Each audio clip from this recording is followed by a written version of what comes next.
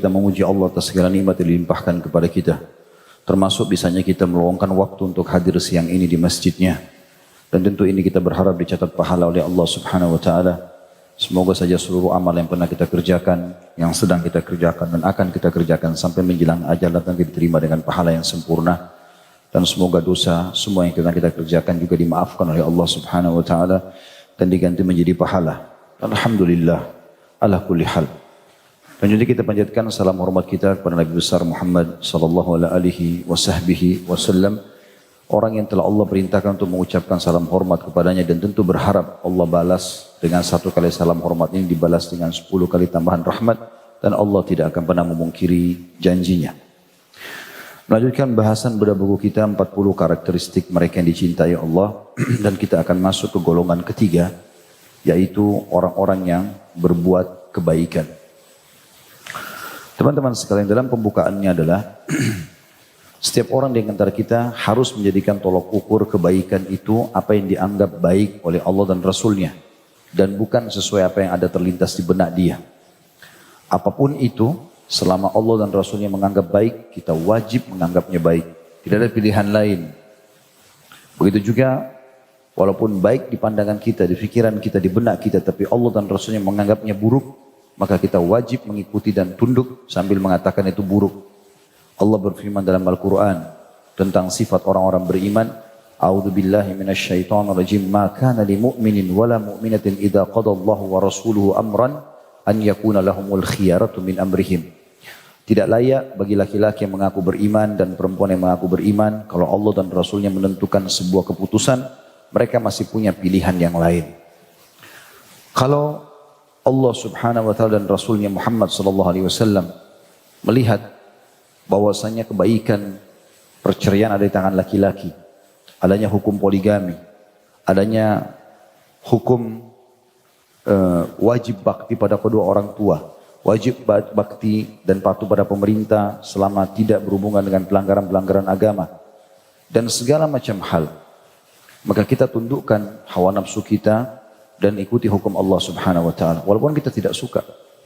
Malam hari kita sedang suka tidur, tapi perintah Allah dan Rasulnya bangun, sholat. Nah, kita bangun. Kita harus belajar dan menerapi diri kita seperti itu. Sampai Nabi SAW mengatakan tidak akan beriman seseorang di antara kalian sampai hawa nafsunya tunduk kepada apa yang aku bawa. Jadi nggak bisa kita alihkan ke yang lain. Memang butuh proses, tapi harus kita lakukan. Karena teman-teman sekalian, kalau ini kita tidak batasi dan kita loskan saja terbuka, maka kita tidak akan punya tolok ukur. Sehingga apa yang menjadi baik di satu komunitas atau di satu negara kita juga ikut-ikutan bilang baik. Contoh, banyaknya umat Islam yang terpengaruh dengan tradisi orang non-muslim. Di negara non-muslim misalnya, umur 18 tahun mereka sudah boleh seks bebas. Mereka sudah boleh minum khamr. Bahkan itu sebuah peraturan negara. Dan ditulis besar-besar. Untuk anak 18 tahun, untuk anak gini, ya, sudah boleh begitu-begitu. Bahkan mereka bisa memprotes orang tuanya sendiri masuk ke pengadilan. Itu dianggap baik oleh mereka. Bahkan sangat aneh kalau ada laki-laki atau perempuan tidak punya pacar, gelap, atau tidak melakukan hubungan biologis di umur 18 tahun ke atas. Gitu. Maka ini dipandang baik oleh mereka, tapi Allah dan Rasulnya memandang buruk. Kita biar tinggal di komunitas mereka, kita tidak boleh menganggap itu baik. Sama sekali tidak boleh. Ada satu negara non-muslim misalnya berkembang pesat. Mereka menggunakan sistem kapitalis dan ribawi. Lalu kemudian kita menganggap, oh itu berkembang, berarti itu bagus. Padahal riba dan sistem seperti ini haram dalam Islam. Tidak boleh kita membenarkan itu. Walaupun kita hidup di komunitas mereka. Ya kan? Kita harus bisa memungkiri itu dan berusaha tetap menampilkan Islamlah yang terbaik. Karena Nabi SAW mengatakan al-Islamu ya'lu wa la yu'la alaih. Islam itu paling unggul dan tidak ada yang mengunggulinya. Kenapa sekarang banyak orang Islam bernama Muhammad, istrinya bernama Aisyah, tapi tidak ada simbol Islam dalam dirinya? Karena luput poin yang saya bilang tadi. Mereka masih menganggap ini hanya sebuah kenangan saja. Agamamu apa? Islam. Namanya Muhammad, istrinya Aisyah. Anaknya mungkin nama-nama Islam semua. Tapi kita temukan tidak sholat, tidak tutup aurat. Yang dibanggakan bahkan negara-negara non-muslim. Tidak ada sedikit pun kebanggaannya terhadap Al-Quran, kisah para sahabat, tidak ada itu. Tadi kenapa? Karena dia lost control tentang pemahaman apa makna kebaikan dan juga makna keburukan. Bisa ditangkap pesannya? Baik. Ini yang kita sedang bahas teman-teman. Jadi orang-orang yang berbuat kebaikan, tentu yang berbuat kebaikan sesuai dengan yang dipandang baik oleh Allah dan Rasulnya. Dalil pertama diangkat oleh penulis adalah dalam surah Al-Baqarah 195, A'udzubillahi minasyaitonirrajim wa anfiqu fi sabilillahi wa la tulqu bi aydikum ila tahlukati wa ahsinu innallaha yuhibbul muhsinin. Belanjakanlah harta bendamu di jalan Allah. Mana lainnya royal, kotak amal, orang miskin, orang tua, kerabat kita.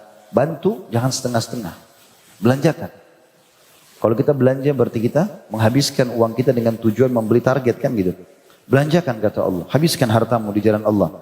Dan jangan kamu menjatuhkan dirimu ke dalam kebinasaan. Makna kebinasaan adalah kalau kau tidak infakkan kau bisa binasa.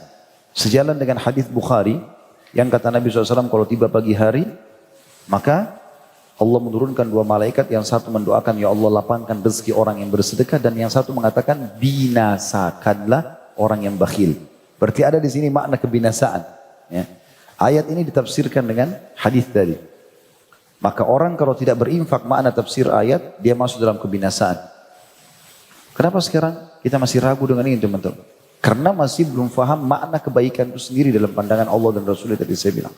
Padahal berinfak di situ di kotak amal. Orang miskin, ya, bantu kerabat-kerabat yang susah, pasti mendatangkan kekayaan.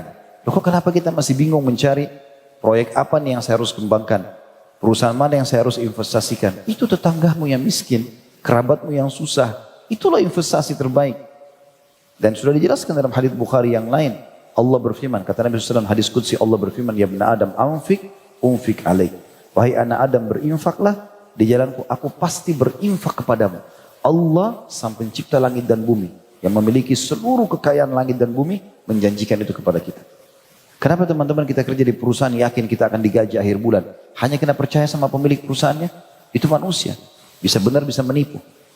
Tapi Allah subhanahu wa ta'ala zat yang maha sempurna, satu-satunya pemberi rezeki, pencipta seluruh makhluk, menjanjikan kepada kita. Infak di jalanku aku akan kasih kepada kalian. Itu kata kunci kekayaan. Kenapa masih sedikit orang melakukannya? Padahal ini sudah jelas resepnya. Allah bilang, belanjakan hartamu di jalan Allah. Dan jangan menjatuhkan dirimu dalam kebinasaan. Pelit. Dan berbuat baiklah. Apa yang semua dianggap baik oleh Allah dan Rasulnya, lakukan.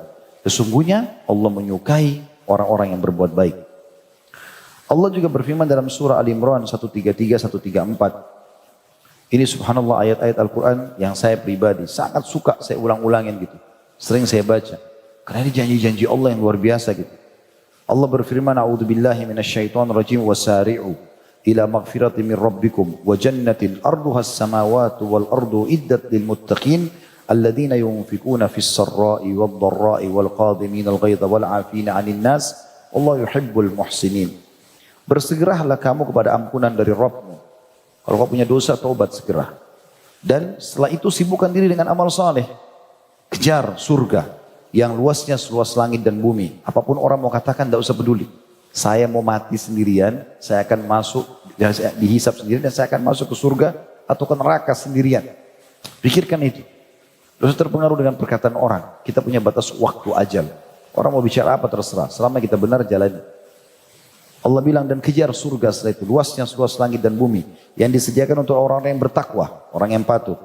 Siapa mereka ya Allah? Kami mau menjadi orang-orang ini yang sibuk bertaubat, sibuk juga mengejar surga, yaitu Allah sebutkan ciri-ciri mereka. Orang-orang yang menafkahkan hartanya, baik di waktu lapang maupun sempit. Sekali lagi, sedekah, infak. Ini luar biasa ini resepnya. Sembuhnya penyakit, selesainya permasalahan, loyalnya hubungan suami istri, persahabatan, semua ada di sini. Di masalah loyal, memberikan orang, infak.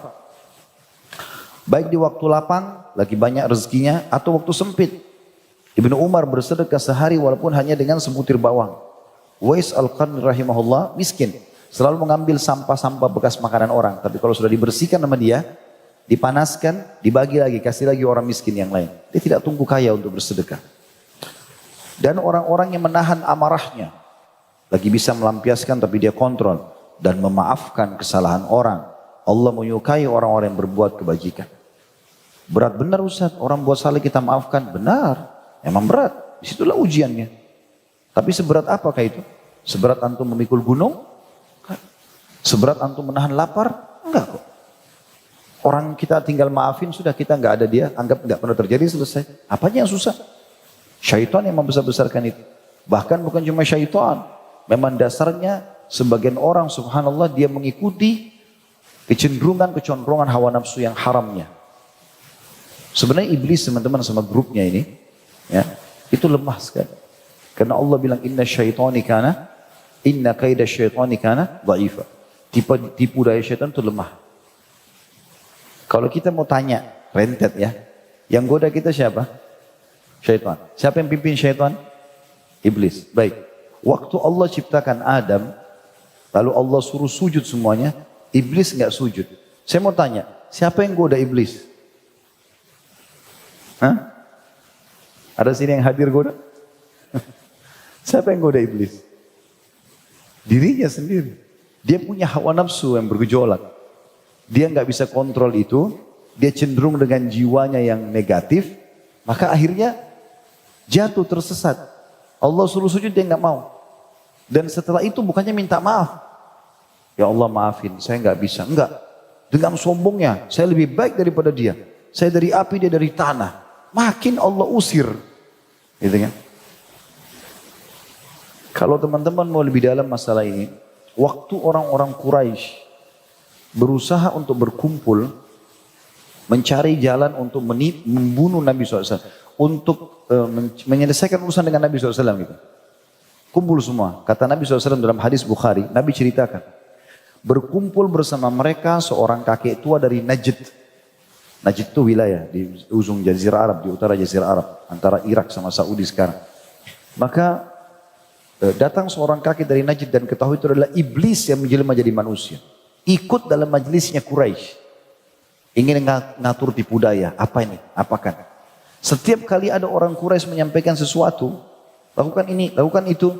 Maka yang terjadi, oleh iblis ditepis. Oh nggak bisa, itu nggak bagus, itu gini. Sampai Abu Jahal bicara. Abu Jahal Fir'aunnya umat ini. Yang meninggal dalam keadaan kafir. Apa dia bilang? Lebih baik kita ambil dari setiap suku anak-anak muda yang kuat-kuat, yang ahli main pedang, gitu kan? Punya kedudukan di sukunya. Kemudian kita ambil sekian puluh orang, sama bersamaan mereka menghantamkan pedangnya ke Muhammad. Sehingga pada saat Muhammad meninggal, darahnya menebar di semua suku. Jadi sukunya Muhammad gak bisa balas. Ini pemikirannya Abu Jahal, gak ada di benaknya iblis. Ya, apa kata iblis waktu itu? Kata Nabi SAW, iblis mengatakan apa? Ini baru pendapat. Jadi jangan pernah membahasakan, oh syaitan itu besar, syaitan begini dan begitu. Kalau seperti yang antum bayangkan, bisa gak gara-gara antum duduk di sini belajar? Bisa kita sholat? Bisa kita menikah? Bisa kita sedekah? Bisa baca Quran? Tidak bisa. Pasti kita semua diikat akhirnya sama syaitan. Gak bisa buat apa-apa. Tapi syaitan lemah. Masalah paling besar diri antum sendiri. Allah mengatakan fa'alhamaha fujuraha wa taqwaha. Allah kasih potensi berbuat jahat, Allah kasih potensi berbuat baik. Nah, tapi potensi berbuat jahat harus kita redam. Allah suruh kita meredamnya. Seperti itulah ya. Syaitan hanya menunggangi potensi itu. Maka kita harus hati-hati teman-teman sekalian. Nah, di antara yang memang kita harus kontrol adalah mengontrol emosi. Itu semua masalah jiwa. Lalu pokoknya sama syaitan. Syaitan tunggangin saja itu. Allah bilang mereka adalah orang-orang yang menahan amarahnya, memaafkan kesalahan orang, dan Allah menyukai orang yang berbuat kebajikan.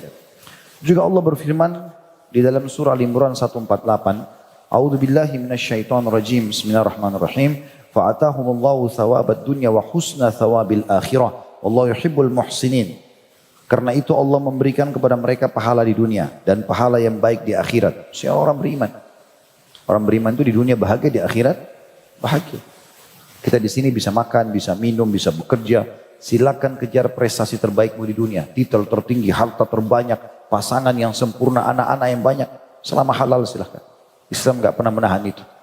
Dan di akhirat juga mendapatkan yang terbaik. Itu orang beriman. Dan Allah menyukai orang-orang yang berbuat kebajikan. Juga dalam Al-Maidah ayat 13 penulis mengangkat dalil selanjutnya, A'udzubillahi minasyaitonirrajim fa'fu anhu wasfah.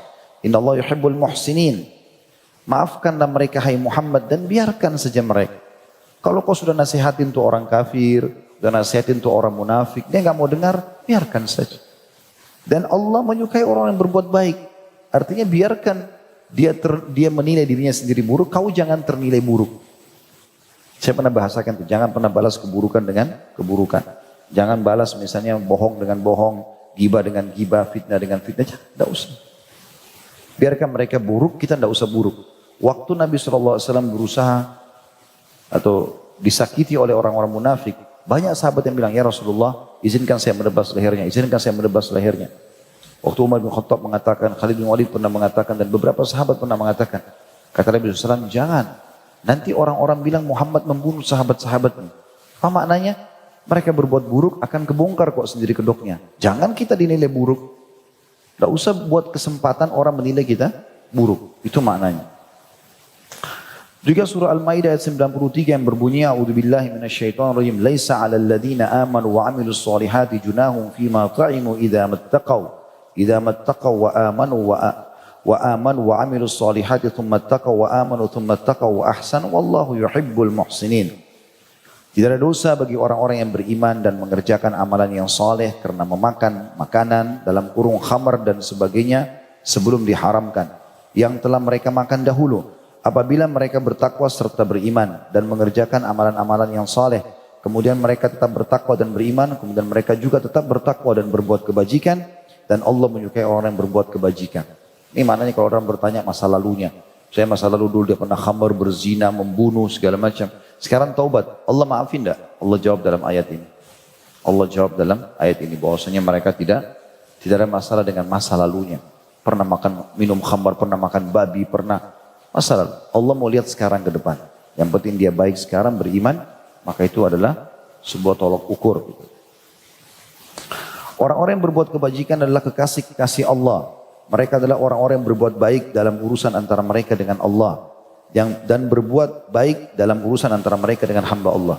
Jadi teman-teman, kita harus jadikan tolok ukur begini. Tidak usah lihat siapa yang sedang kita interaksi dengannya. Mau orang tua, laki-laki, perempuan, anak-anak, muslim, bukan muslim. Tidak usah lihat itu. Bahkan hewan-hewan pun tidak usah kita lihat. Yang kita lihat adalah hubungan kita sama Allah. Apa yang Allah perintahkan pada makhluk-makhluk ini, itu kita jalankan. Istri disuruh kasih nafkah, suruh lindungi, suruh didik. Suami disuruh patuhi. Orang tua disuruh bakti. Anak disuruh nafkahi dan seterusnya. Teman-teman disuruh kita berbuat baik. Kalau salah kita nasihati. Kalau benar kita dukung. Sampai ajal kita datang. Urusan kita sama Allah. Gak usah lihat siapa yang kita berikan. Saya pernah bahasakan itu teman-teman. Bahkan kalau yang minta di depan kita seorang yang gila pun kasih. Gak ada urusan kita sama gilanya. Tapi memberi makan adalah ibadah dalam agama Islam. Banyak orang subhanallah begitu orang gila lewat diolok-olok, caci maki, bahkan mungkin dilemparin. Dia juga manusia. Kebetulan saja Allah sedang menguji dia gitu. Kalau dia minta makan, kasih makanan. Gitu. Itu kebaikan dan Allah menilai kebaikan itu. Allah berfirman di dalam surah Luqman ayat 1 sampai ayat 5. A'udzubillahi minasyaitonirrajim. Alif lam mim. Tilka ayatul kitabil hakim. Hudan wa rahmatan lil muhsinin. Alladzina yuqimuna as-salata wa yu'tuna az-zakata wa hum bil akhirati hum yuqinun. Ulaika ala hudan min rabbihim wa ulaika humul muflihun. Alif lam mim. Inilah ayat-ayat Al-Quran yang mengandung hikmah.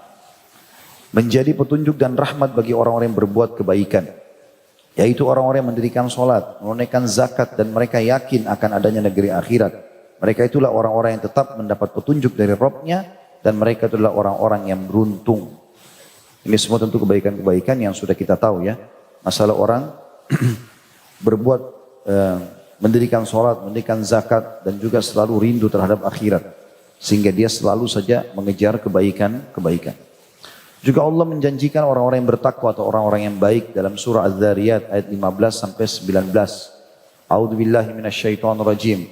Innal muttaqina fi jannatin wa uyun akhidina ma atahumullah saya ulangi. A'udzubillahi minasyaitonirrajim. Innal muttaqina fi jannatin wa uyun akhidina ma atahum rabbuhum innahum kanu qabla dhalika muhsinin kanu qalila minal laili ma yahja'un wabil asharihum yastaghfirun wa fi amwalihim haqqun lis-sa'ili wal mahrum. Sesungguhnya orang-orang yang bertakwa yang suka patuh kepada Allah berada di dalam taman-taman surga dan di mata-mata air. sambil mengambil apa yang diberikan kepada Allah oleh Rabb mereka. Nah, ini maksudnya dari rezeki. Sungguhnya mereka sebelum itu di dunia adalah orang-orang yang baik. Mereka sedikit sekali tidur di waktu malam. Maksudnya selalu tidak kehilangan sholat tahajud. Dan di akhir-akhir malam mereka memohon ampun kepada Tuhannya. Istighfar di waktu ashar, sahur, menjelang subuh ya.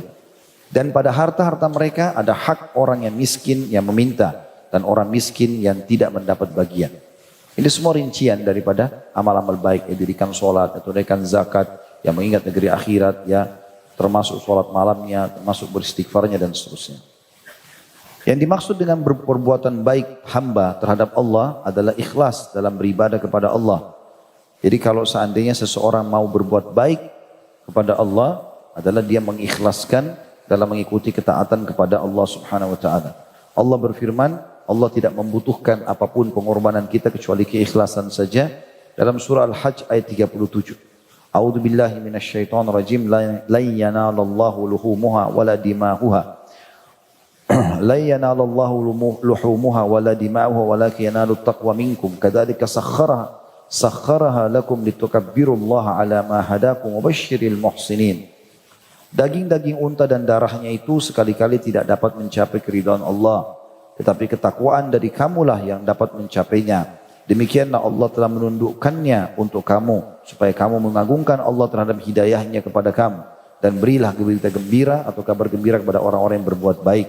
Maksudnya adalah orang-orang yang mengikhlaskan diri di dalam beribadah kepada Allah Subhanahu wa taala. Malaikat Jibril bertanya kepada Nabi SAW tentang ihsan, perbuatan baik itu seperti apa sih? Maka Nabi SAW mengatakan, anta'budallaha ka'annaka tarahu fa in lam takun tarahu fa innahu yarak. Kau beribadah kepada Allah seakan-akan kau melihatnya, dan jika kamu tidak melihatnya sungguhnya dia melihatmu. Hadis riwayat Muslim jilid 1 halaman 36 sampai 38.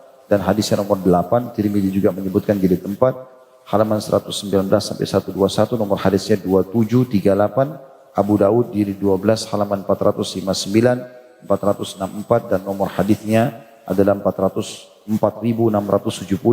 Ibnu Majah jilid 1, halaman 2425, nomor hadisnya 63. Apa yang kita bacakan tadi terakhir ini adalah penjelasan tentang masalah muamalah seseorang hamba adalah kepada Allah Subhanahu wa taala dan bukan kepada hamba di hadapannya. Jadi jangan pernah teman-teman melihat oh karena ini orang susah atau orang miskin atau orang bodoh tidak faham lalu kita menganggap bisa kita menipunya, bisa kita melakukan kejahatan pada dia, lalu kita menganggap kita tidak akan dihukum. Tidak mungkin. Allah punya cara menghukum seseorang. Maka hati-hati muamalah kita kepada Rabbul Alamin, Tuhan alam semesta. Sifatnya As-Sami, Maha mendengar semua. Al-Basir, Maha melihat. Al-Alim, Maha mengetahui segala sesuatunya. Bahkan Allah mengatakan, Allah mengetahui ya'lamu ma tukhfi sudur, ma tukhfi, ya'lamu kha'inatal ayun ma tukhfi sudur. Allah tahu apa yang dikhianati oleh mata. Bisa dilihat ke sini tapi tujuannya ke sana. Dan Allah mengetahui apa yang ada dalam lubuk hati manusia. Jadi kita jangan sampai menganggap muamalah kita tidak dinilai oleh Allah atau bahkan kita berbuat jahat Allah tidak melihatnya. Imam Nawawi berkata, maksud perkataan tersebut adalah anjuran agar ikhlas dalam beribadah dan seorang hamba merasa dilihat oleh Rabb-Nya Ta'ala dalam menyempurnakan kehusyuan, ketunduan dan lainnya.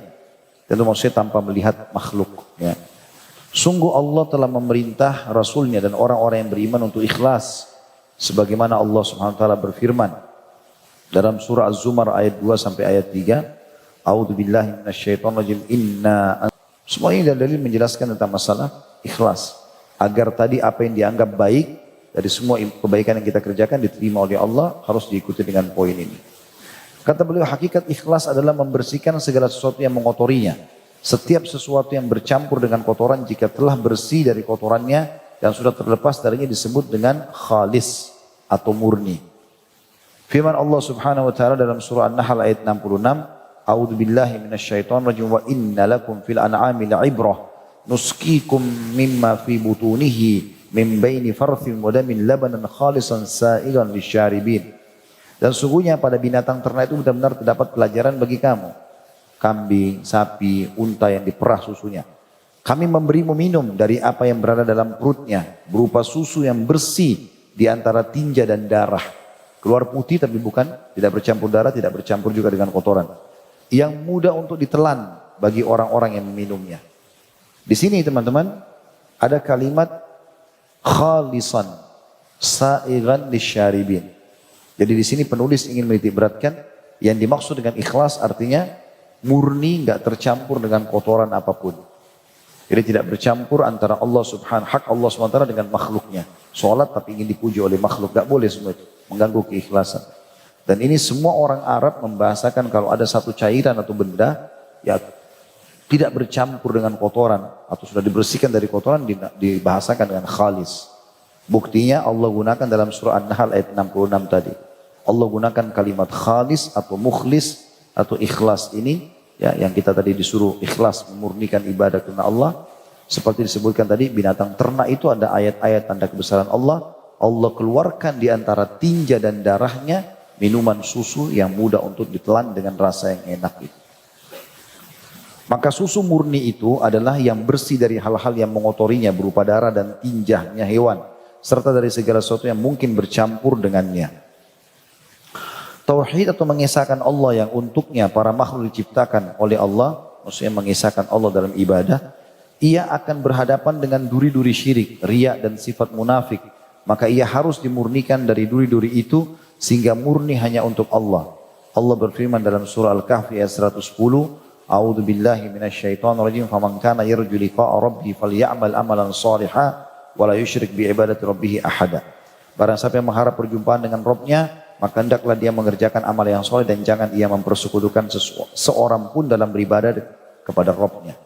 Jadi setelah saya simpulkan lagi kerangka fikirnya, awal kita jelaskan kebaikan itu yang harus dikejar oleh seorang muslim apa yang dipandang baik oleh Allah dan Rasulnya.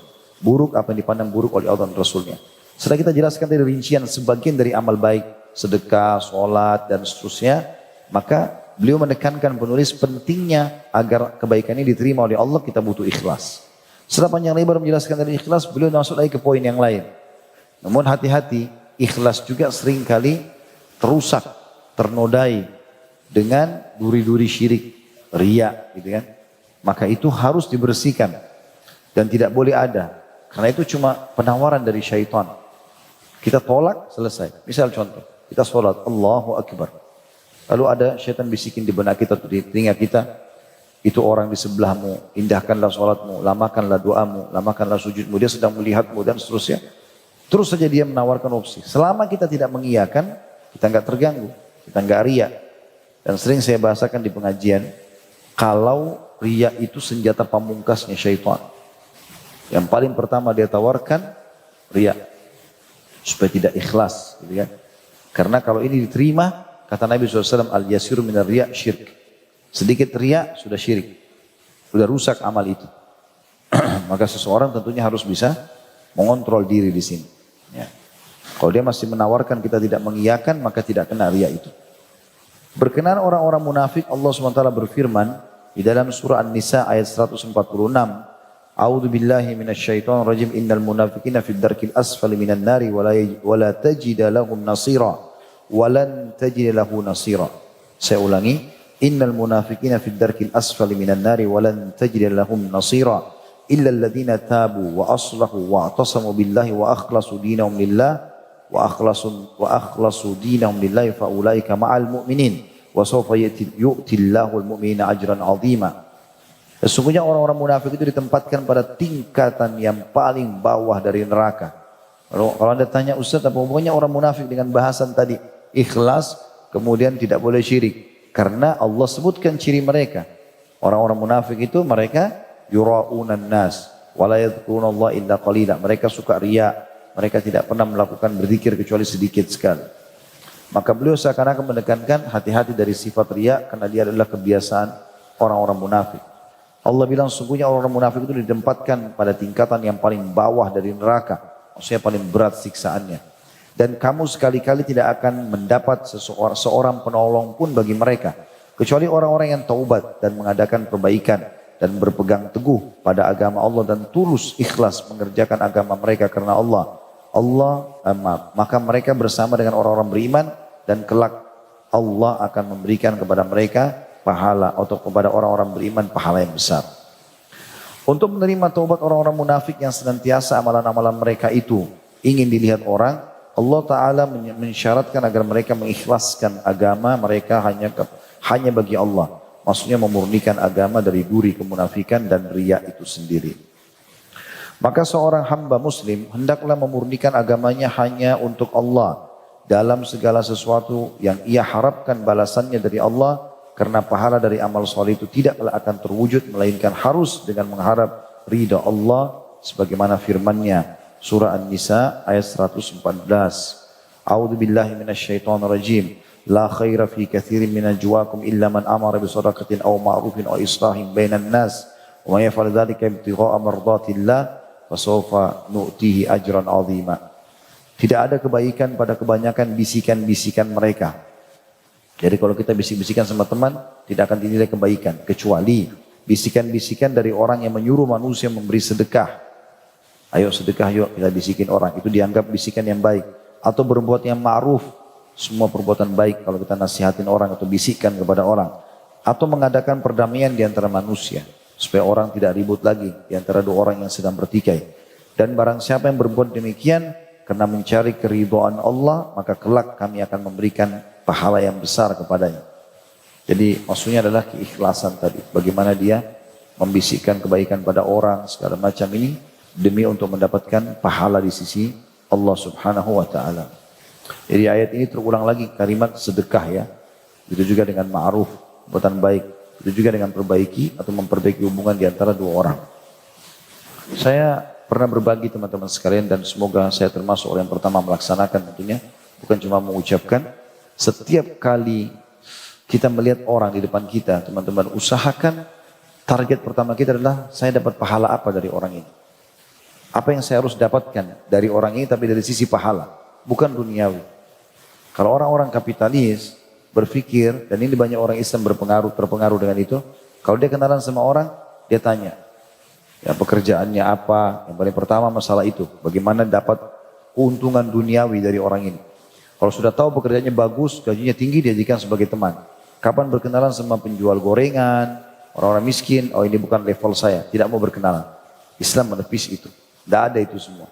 Targetnya kita adalah bagaimana mendapatkan pahala. Dari orang kaya, kita bantu dia menjalankan untuk bersedekah.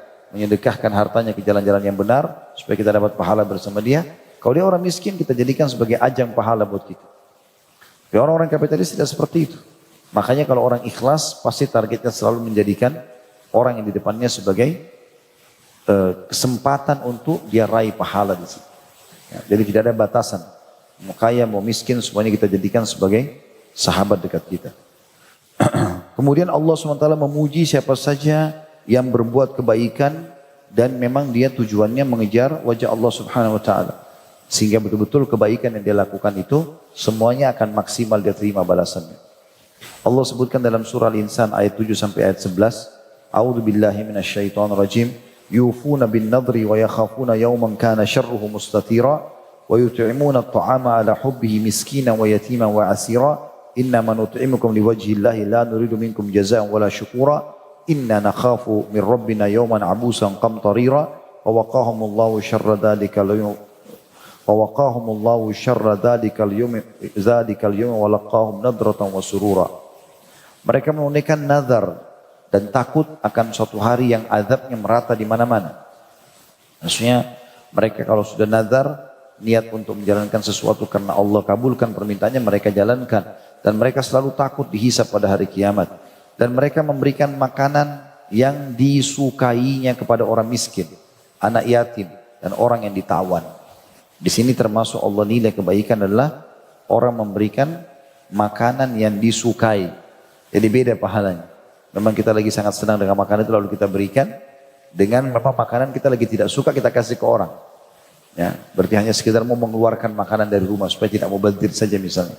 Allah sebutkan salah satu nilainya orang yang ikhlas, orang yang memberikan sesuatu karena Allah, dia memberikan apa yang dia sukai. Di situ ujiannya. Makanan, minuman, pakaian kepada orang miskin, anak yatim dan orang ditawan.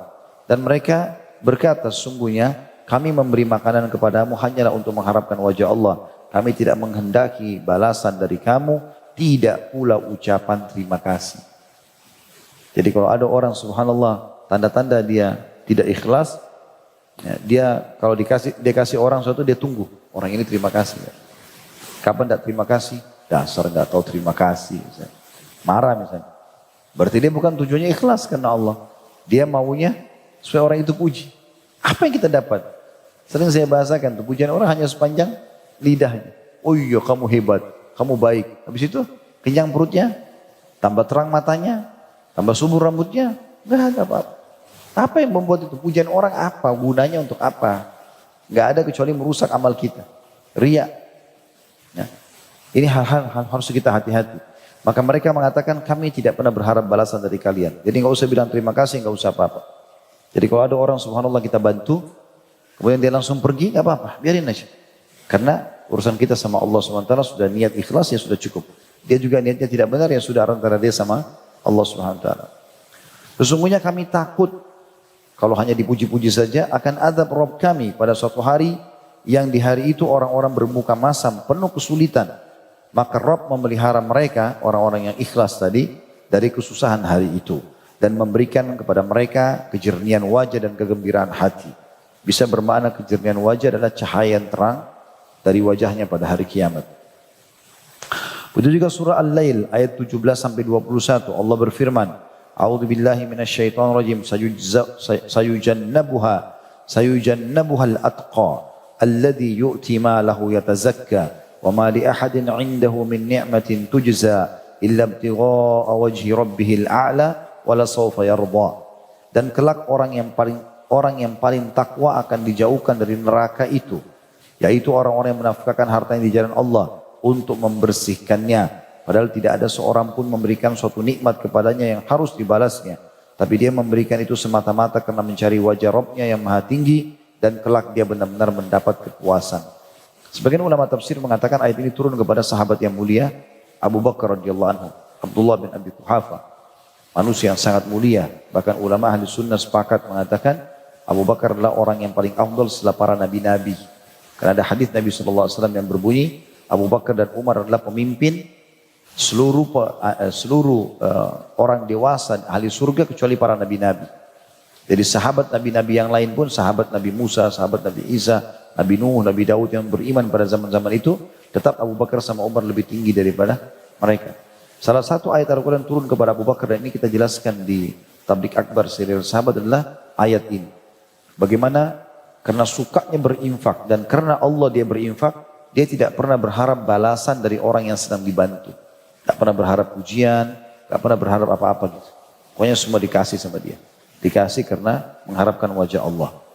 Dan mereka orang-orang seperti ini pasti akan mendapatkan balasan yang sempurna sebagaimana dalam ayat ini tadi. Kata beliau, sungguh Allah telah menganugerahkan kepada orang-orang yang berbuat kebaikan dengan melimpahkan ganjaran dan pahalanya kepada mereka. Padahal amalan-amalan mereka itu sedikit. Allah berfirman di dalam surah An-Nisa ayat 100. A'udzu billahi minasyaitonir rajim. Wa man yuhajir fi sabilillah yajid fil ardi muragaman katsiran wa sa'a. Wa man yakhruj min baiti muhajiran ila Allah wa rasulihi thumma yudrikul maut faqad waqa'a ajru 'ala Allah wa kana Allahu ghafurur rahima. Barang siapa yang berhijrah di jalan Allah, dia susah beribadah di sebuah tempat karena ingin menerapkan kebaikan dalam hidupnya, mau jauh dari kemaksiatan, dia hijrah, pindah negara, pindah kota, pindah tempat kerja, pindah lingkungan. Barang siapa yang berhijrah di jalan Allah, niscaya mereka mendapati di muka bumi ini tempat hijrah yang luas dan rezeki yang banyak.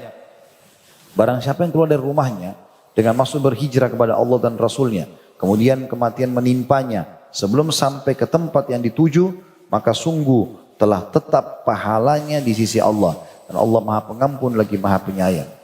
Artinya orang baru niat mau berbuat baik saja, dia niat hijrah, belum sampai di kota yang dia ingin hijrah, belum sampai dapat pekerjaan baru karena pindah dari pekerjaannya, lingkungannya belum dapat komplek atau rumah baru, pindah dari komplek rumahnya misalnya, kemudian dia meninggal, sudah dicatatkan baginya pahala perubahan itu.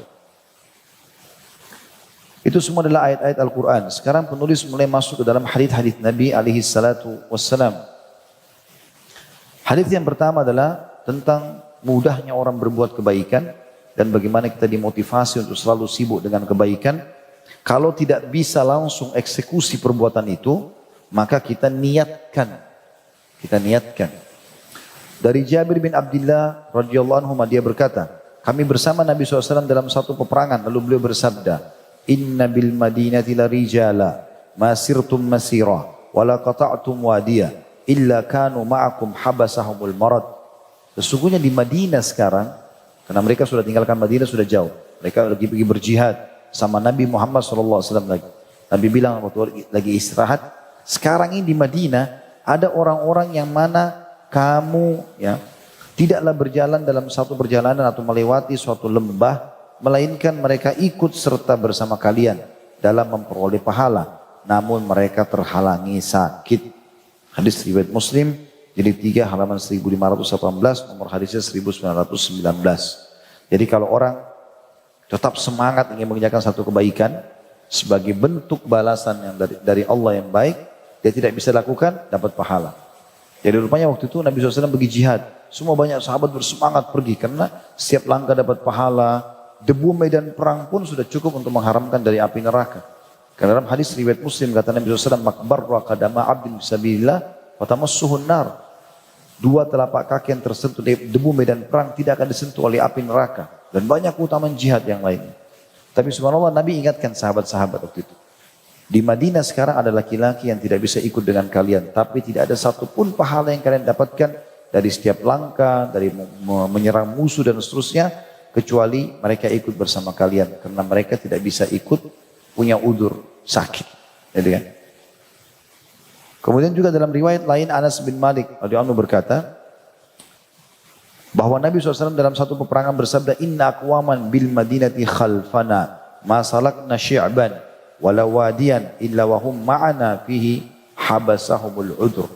Sesungguhnya di Madinah ini ada beberapa kaum di belakang kita yang mana tidaklah kita melewati satu jalan di lereng gunung maupun lembah, melainkan mereka ikut serta bersama kita dalam memperoleh pahala, namun mereka terhalangi oleh uzur. Hadis riwayat Bukhari di jilid 6 halaman 46, 47 dan juga nomor hadisnya 2839. Ini mirip dengan tadi ya. Jadi kalau seseorang tidak bisa melakukan perbuatan baik, minimal diniatkan. Tapi memang betul-betul punya uzur ya.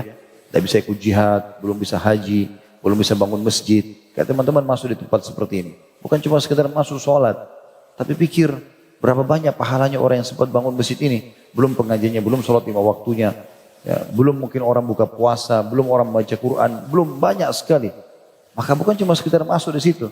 Tapi niatkan. Kalau seandainya Allah berikan saya kesempatan seperti orang ini, saya akan buat yang sama. Harusnya begitu. Juga ingin bangun masjid. Juga ingin begini dan begitu. Ingat hadis Nabi SAW, manusia 4 golongan. Yang pertama adalah orang yang paling baik. Allah kasih ilmu dan harta. Udah pinter, agama, kaya. Ini orang terbaik. Dan teman-teman perlu jadikan sebagai doa. Ya Allah karuniakan aku ilmu dan harta. Selalu jadikan doa begitu. Ya. Kita jadikan doa kita supaya Allah berikan kita kebaikan ini bergabung dua-duanya. Sudah kaya berilmu. Dan ini yang terbaik. Karena dia gunakan hartanya pada kebaikan. Gitu kan? Kata Nabi SAW, maka dia gunakan keduanya pada kebaikan. Lalu datang golongan yang kedua. Ini Allah kasih ilmu tanpa harta. Dia pintar agama tapi miskin. Allah uji dengan miskin, tidak punya harta. Tapi dia bilang, ya Allah, kalau seandainya kau karuniakan aku seperti kau karuniakan pada si fulan. Dia contohi orang yang pertama. Maka saya akan buat sama. Kalau saya juga kaya, saya bangun masjid juga. Saya akan pergi haji juga. Saya akan hajikan orang. Saya akan infak. Saya akan begini dan begitu. Memang dia ikhlas karena Allah. Maka kata Nabi, fahuma fi ajri sawa. Dua-duanya sama pahalanya. Padahal yang kedua ini nggak buat apa-apa. Hanya dengan niat tekadnya yang baik gitu kan. Orang golongan ketiga yang Allah kasih harta tapi tidak punya ilmu. Dia nggak tahu mana halal haram. Kaya raya iya tapi sumbernya haram. Dari riba, dari manipulasi, dari segala macam. Gitu kan? Lalu dia habiskan dalam kemaksiatan nih. Dosa dia. Yang keempat yang paling buruk. Tidak dikasih harta, tidak dikasih ilmu. Udah miskin, bodoh. Gitu. Ini luar biasa berkumpul. Ya. Kemudian yang uniknya, dia bukan contohi orang kedua sama orang pertama. Tapi dia contohi orang ketiga. Yang sibuk habiskan hartanya pada kemaksiatan. Diskotik, bar, karaoke, segala macam. Dibangun banyak-banyak sama dia gitu kan. Maka yang keempat ini bilang, dia lihat orang ketiga. Coba saya punya kesempatan seperti dia, saya akan buat yang sama. Maksudnya juga bangun diskotik segala macam. Kata Nabi, fahuma fi wazri sawa. Dua-duanya ini dosanya sama. Udah miskin, udah susah, tidur di pinggir got, ya, di pinggir sungai, tapi yang dia lihat orang kayanya yang maksiat. Lalu dapat dosa yang sama orang itu, gitu kan. Juga dalam hadis Nabi SAW yang masyhur, man hamma bihasanatin falam ya'malha kutiba lahu hasanatun kamilah. Siapa yang baru niat mau mengerjakan kebaikan, Allah catatkan baginya pahala lengkap perbuatan itu. Fa in amilaha kutiba lahu asyru adhafiha. Kalau dia kerjakan dicatatkan baginya 10 kali lipat, ila 700 dhifin, bahkan kepada 700 kali lipat tergantung keikhlasannya. Jadi di sini karunia Allah yang luar biasa yang Allah berikan. Maka diniatkan.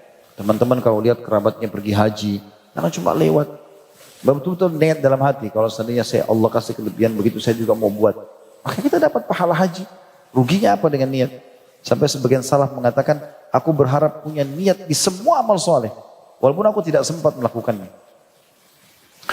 Juga dalam hadis yang lain dari Abu Musa radhiyallahu anhu, beliau berkata, Rasulullah SAW bersabda, "Idza maridal abdu aw safara kutiba lahu mithlu ma kana ya'malu muqiman sahiha."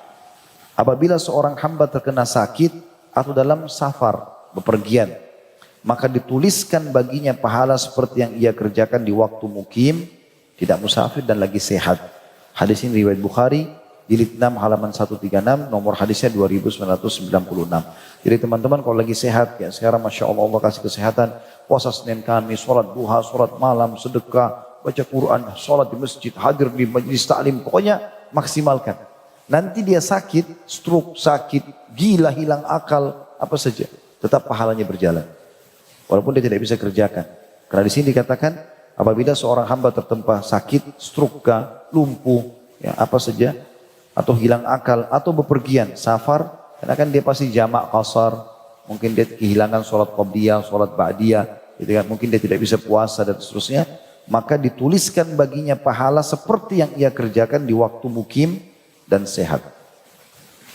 Hadis tentunya dari Abu Kabsha Al-Ammari radhiyallahu anhu, bahwasanya dia telah mendengarkan Rasulullah SAW bersabda, "Innamad dunya li arba'a nafar, abdin razaqahullahu malan wa ilma, wa huwa yattaki fihi rabbahu wa yasilu fihi rahimah, wa ya'lamu lillahi fihi haqqan, fa hadha bi afdalil manazil, wa abdin razaqahullahu ilman wa lam yarzuqhu malan, wa huwa sadiqun niyyah, yaqulu law anna li malan la amiltu bi amali fulan, wa huwa bi niyyatihi fa ajruhuma sawa, wa abdun razaqahu Allahu malan wa lam yarzuqhu ilma, wa huwa yakhbitu fi malihi bighairi ilm, wa la yattaqi fihi rabbah, wa la yasilu fihi rahimah, wa la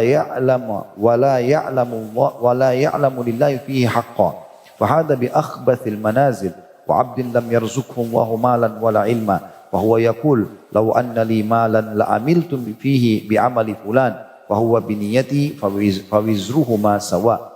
Ini sebenarnya hadis yang panjang lebar, hadis riwayat Tirmidzi di jilid 3 halaman 385 nomor 2427, Ibnu Majah jilid 2 halaman 1413 nomornya 4228. Sudah kita sebutkan tadi ya, tapi ini lafaz jelasnya atau lengkapnya. Kata Nabi SAW, sungguhnya dunia hanya dimiliki oleh 4 orang, atau hanya ada 4 orang ini. Yang pertama, hamba yang diberikan rezeki oleh Allah berupa harta dan ilmu, kemudian ia menggunakannya untuk ketakwaan kepada Rabb-Nya, selalu dalam kepatuhan, menghubungkan tali kekerabatan dengannya, dan mengetahui hak Allah di dalamnya, ada zakat, ada sedekahnya. Maka inilah kedudukan yang paling utama. Kedua, hamba yang diberikan rezeki oleh Allah berupa ilmu, namun tidak diberikan rezeki berupa harta. Lalu dia mempunyai niat yang benar dan berkata, kalaulah aku memiliki harta, sungguh aku akan berbuat seperti si fulan, golongan pertama tadi. Maka orang itu sesuai dengan niatnya, maka pahala keduanya adalah sama. Ketiga adalah hamba yang diberi rezeki oleh Allah berupa harta, namun tidak diberikan rezeki berupa ilmu. Lalu ia sia-siakan harta tersebut tanpa ilmu, tidak bertakwa kepada Rabb-Nya, tidak digunakan untuk silaturahim, dan tidak mengetahui hak Allah di dalam hartanya. Maka hamba seperti ini berada di dalam kedudukan yang paling jelek. Dan keempat, hamba yang tidak diberi rezeki oleh Allah, baik harta ataupun ilmu. Lalu ia berkata, kalau aku diberi harta, sungguh aku akan berbuat seperti si fulan. Maka orang itu, maksudnya orang ketiga tadi, maka orang itu sesuai dengan niatnya, maka dosanya keduanya sama. Begitu juga teman-teman sekalian, kalau mau tidur malam, niat sholat tahajud. Tiap malam, jangan lewatkan itu. Kalaupun kita ketiduran kebablasan, dapat pahalanya. Hadisnya disebutkan langsung. Abu Darda meriwayatkan radhiyallahu anhu, secara marfu kepada Nabi SAW, beliau bersabda, man ata firasyahu wa huwa yanwi an yakuma fa yusalliya minal lail fa ghalabathu ainuhu hatta yusbih kutiba lahu ma nawa wa kana naumu sadaqatun alaihi min rabbih. Barang siapa yang mendatangi tempat tidurnya dan berniat akan bangun untuk sholat malam, lalu ia terlelap tidur sampai pagi, maka dituliskan pahala baginya karena niatnya tadi, pahala sholat malam, sedangkan tidurnya adalah sedekah robnya kepadanya. Hadis ini riwayat An-Nasai jadi 3 halaman 258, Ibnu Majah jadi 1 halaman 426, 427. Jadi di sini maksudnya adalah kalau dia tiduran tadi adalah Allah memang kasih dia. Ini mirip dengan hadis tentang masalah orang yang makan di bulan Ramadan tapi lupa. Memang dia tidak tahu, bukan pura-pura lupa. Jadi betul-betul lupa gitu. Kata Nabi SAW, siapa yang puasa kemudian dia makan sementara dia lupa, maka dia sebaiknya melanjutkan puasanya karena itu adalah kemudahan atau Allah yang memberikan dia makan. Seperti itulah. Dan yang lebih besar lagi keutamanya dari itu adalah bahwasanya Allah Ta'ala memberikan kepada orang-orang yang berbuat kebaikan pahala dan ganjaran terhadap perbuatan syahwat mereka dan permainan mereka yang mubah. Dari Sa'ad bin Abi Waqqas radhiyallahu anhu bahwasanya Rasulullah SAW bersabda, innaka lan tunfika nafaqatan tabtaghi biha wajha Allah illa ujirta biha hatta ma taj'alu fi imra'atik. Sesungguhnya tidaklah sekali-kali kamu memberi nafkah yang dengannya kamu mengharapkan wajah Allah, maksudnya yang ikhlas, melainkan pasti kamu diberi ganjaran sampai sesuatu yang kau letakkan di mulut istrimu. Hadis ini riwayat Bukhari jadi 3 halaman 164, Muslim jadi 3 halaman 1250, 1251, dan Abu Daud jadi 8 halaman 64 sampai 66. Jadi dari hadis ini kita bisa ambil teman-teman pelajaran bagaimana sampai sepotong roti pun, mungkin sebutir kacang yang dimakan oleh istri kita, itu sudah cukup untuk menjadi sedekah. Dan akan dicatat pahala di sisi Allah SWT. Artinya tidak ada yang sia-sia tentunya. Ya. Juga dalam hadis yang disebutkan oleh Abi Dzar radhiyallahu anhu, bahwasanya ada beberapa orang sahabat Nabi yang berkata kepada Nabi SAW, "Dhahaba ahlud duthur bil ujur, yusalluna kama nusalli, wa yasumuna kama nasum, wa yatasaddaquna bifuduli amwalihim." Qala awalaysa qad ja'alallahu lakum ma tasaddaqun inna bikulli tasbihatin sadaqa wa kullu takbiratin sadaqa wa kulli tahmidatin sadaqa wa kulli tahlilatin sadaqa wa amrun bil ma'rufi sadaqa wa nahyun 'anil munkar sadaqa wa fi budi ahadikum sadaqa. Qalu ya Rasulullah ayati ahaduna syahwata wa yakunu lahu fiha ajr? Qala ara'aytum law wada'aha fi haram akana 'alaihi fiha wizr? Fakadzalika idza wada'a fil halal kana lahu ajr. Orang-orang kaya, jadi sebagian sahabat-sahabat miskin datang mengeluh kepada Nabi SAW sambil berkata, orang-orang kaya telah pergi membawa banyak pahala.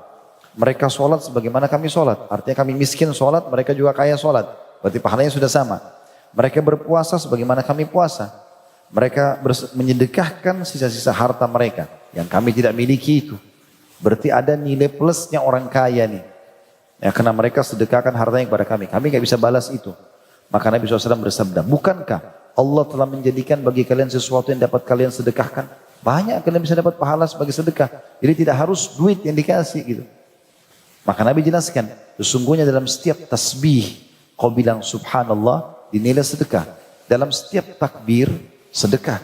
Allahu Akbar. Dalam setiap tahmid alhamdulillah sedekah. Dalam setiap tahlil la ilaha illallah sedekah. Memerintahkan kepada kebaikan, mengingatkan orang untuk sholat, puasa dan seterusnya, sedekah. Mencegah kemungkaran adalah sedekah. Dan pada kemaluan salah seorang dari kamu ada sedekah. Atau adalah sedekah. Pahala besar.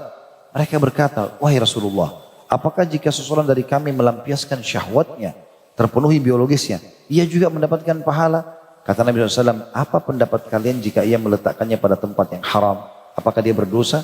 Kalau zina dosa enggak? Maka para sahabat tentu mengatakan iya. Lalu Nabi SAW mengatakan, maka demikian juga jika ia meletakkan pada tempat yang halal, baginya pahala. Hadis riwayat Muslim di 2 halaman 697. Dan ini yang miskin ini orang-orang bujang ini. Dan gadis. Tidak ada tempat pelampiasan. Akhirnya mereka lampiaskan pada yang haram. Jadi orang miskin, di sini sahabat miskin nanya. Orang-orang kaya sedekah tuh. Bagaimana caranya kejar supaya kita dapat pahala mereka? Nabi bilang tidur sama istrimu. Di antara maknanya itu. Kalau kau biologis sama dia dapat kenikmatan, kau dapat pahala. Bisa ngejar pahala sedekahnya orang kaya. Seperti itu. Ya. Makanya sebagian salaf mengatakan bujang itu seperti sebuah benda yang dibawa oleh angin, terpontang-panting sana sini. Enggak jelas arahnya. Seorang sahabat berkata, Abdullah bin Mas'ud kalau salah berkata radhiyallahu anhu, kalau seandainya umurku tinggal 10 hari, maka aku tidak, kalau aku tahu umurku tinggal 10 hari, aku tidak akan gunakan 10 hari itu kecuali ada istri di sebelah. Suapin makan dia dapat pahala, bercanda sama dia pahala, biologis sama dia pahala. La haula wala quwata illa billah terhadap bujang-bujang ini. Ya.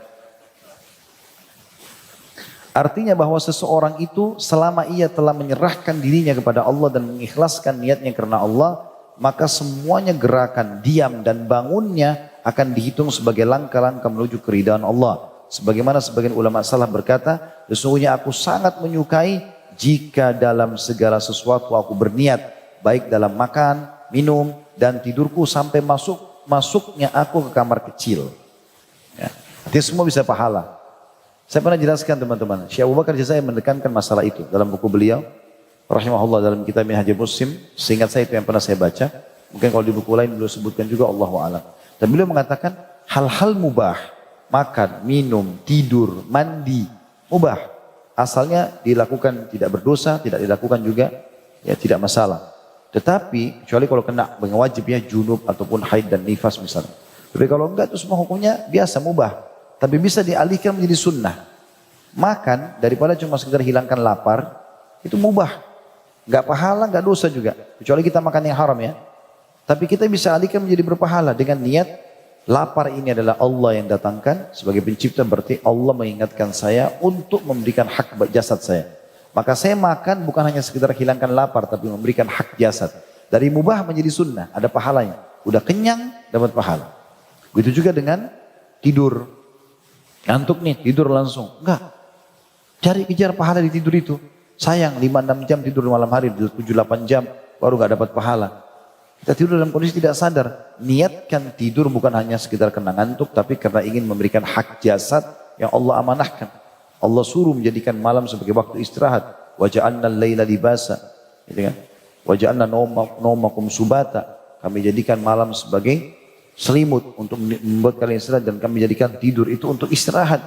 Maka niatkan untuk itu. Bukan hanya sekedar lewat begitu saja misalnya. Maka itu yang dimaksud di sini. Sebagian salaf mengatakan sungguhnya aku suka atau berusaha jika segala hal itu aku berniat. Baik dalam makan, minum dan tidurku. Sampai masuk kamar mandi. Diniatkan karena Allah subhanahu wa ta'ala. Maka ikhlaskanlah niatmu wahai seorang muslim. Baik dalam gerakan-gerakanmu maupun diammu. Sehingga syiar-syiarmu sesuai dengan sesuatu yang Allah perintahkan kepada nabinya. Allah SWT berfirman dalam surah Al-An'am. Ayatnya 162. A'udzubillahi minasyaitonirrajim. Qul inna salati wa nusuki wa mahyaya wa mamati lillahi rabbil alamin. Katakanlah hai Muhammad, sungguhnya salatku, ibadahku, hidupku dan matiku hanyalah untuk Allah, Rabb semesta alam. Ya. Termasuk salah satu perbuatan baik seorang hamba kepada Allah adalah dalam segala gerakan dan atau diamnya mengikuti petunjuk Rasulullah Sallallahu Alaihi Wasallam. Ini syarat diterimanya amal yang kedua ya. Kalau syarat diterimanya amal yang pertama ikhlas, tadi sudah kita jelaskan panjang lebar. Kalau syarat diterimanya amal yang kedua dan tanpa ini juga nggak diterima amal, yaitu mutaba'ah, mengikuti Nabi Sallallahu Alaihi Wasallam. Allah berfirman di dalam surah An-Nisa 125, A'udzubillahi minasyaitonirrajim. Wa man ahsanu dinan mimman aslama wajhahu lillahi wa huwa muhsin wattaba' millata Ibrahim hanifa wattakhadallahu Ibrahim khalila. Dan siapakah yang lebih baik agamanya daripada orang yang ikhlas menyerahkan dirinya kepada Allah sedang dia pun mengerjakan kebaikan. Dan ia mengikuti ajaran atau agama Ibrahim yang lurus. Dan Allah menjadikan Ibrahim sebagai kesayangannya. Maksudnya adalah mengikhlaskan amalannya kepada Rabb yang maha suci dan maha mulia. Dia beramal dengan dasar iman dan mengharapkan balasan dari Allah yang maha tinggi. Dan makna firman Allah wa huwa muhsin, dan dia berbuat baik, maksudnya di dalam amalannya itu dia mengikuti apa-apa yang telah disyariatkan oleh Allah baginya. Dan mengikuti petunjuk dan agama yang benar yang dengannya Rasulnya Sallallahu Alaihi Wasallam diutus. Dua syarat inilah yang mana tanpa keduanya amalan seseorang tidak sah, yaitu beramal halus ikhlas dan benar, dan ikhlas itu harus karena Allah, sedangkan benar adalah mengikuti syariat Allah. Lahirnya dengan mengikuti dan batinnya dengan mengikhlaskan niat. Maksudnya fisiknya mengikuti tata caranya, hatinya dengan mengikhlaskan semua itu. Maka ketika suatu amal kehilangan salah satu dari kedua syarat tersebut, maka akan rusaklah amalannya itu. Barang siapa yang kehilangan keikhlasan, maka dia disebut dengan orang munafik. Mereka itulah orang-orang yang ingin dilihat oleh orang lain. Sedangkan barang siapa yang tidak mengikuti syariat, tidak mengikuti ajaran Nabi SAW, maka ia tersesat dan bodoh. Namun barang siapa yang kedua-duanya ada di dalam dirinya, maka itulah amalan orang-orang beriman yang akan Allah terima karena baiknya amalan mereka, dan Allah mengampuni kesalahan-kesalahan mereka. Paragraf terakhir kita yang kita baca, setelah ini kita buka pertanyaan dulu, adalah perkataan penulis mengatakan, maka barang siapa yang diberi ikhlas, rezeki ikhlas dan mengikuti syariat, berarti dia telah memperbaiki hubungan antara dia dengan Allah.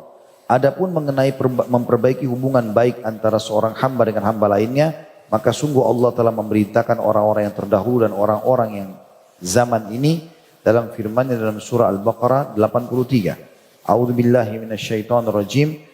Wa idh akhadna mitsaka bani Israila la ta'buduna illallaha wa bil walidaini ihsana wa dzil qurba wal yatama wal masakin wa qulu lin nasi husna wa aqimus salata wa atuz zakata thumma tawallaitum illa qalilan minkum wa antum mu'ridun.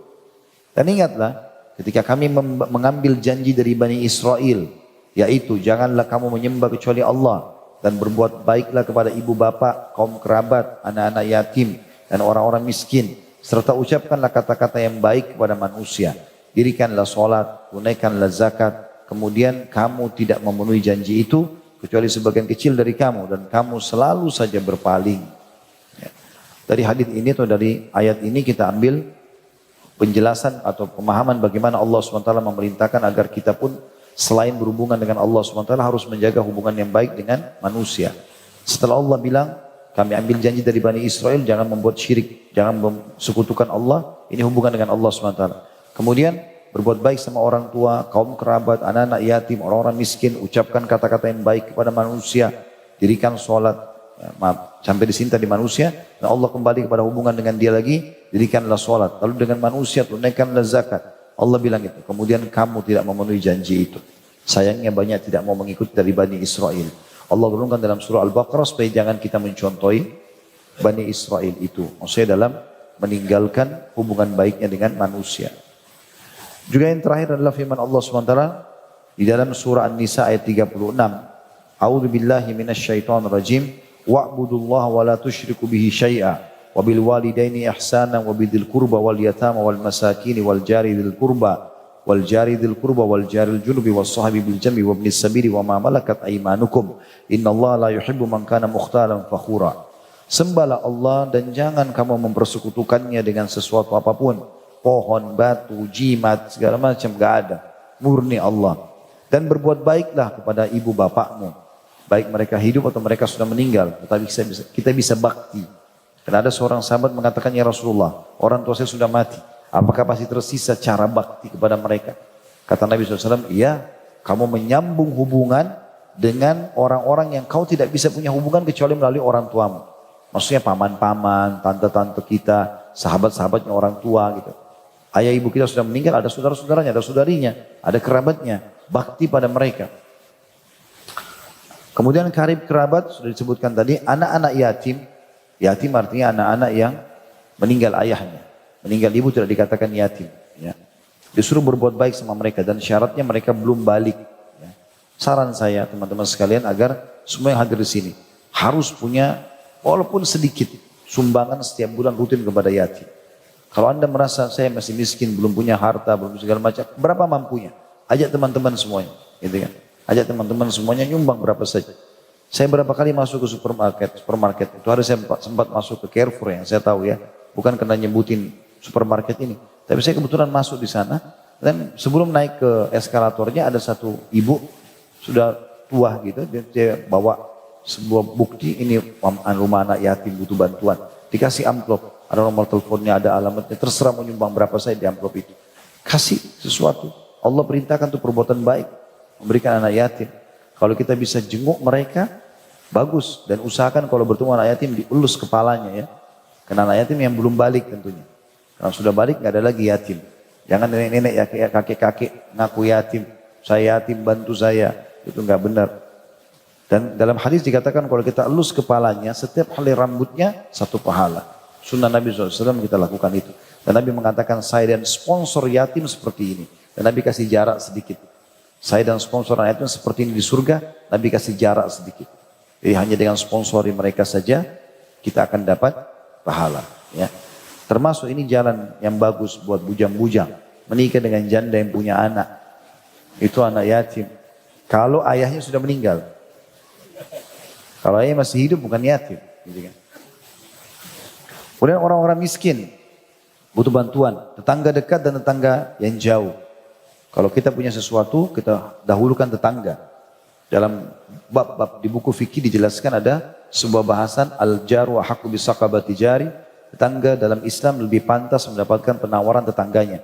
Jadi kalau kita mau jual rumah, jual mobil, apa saja, maka pertama tetangga dulu. Dia nolak baru kita tawarkan orang lain.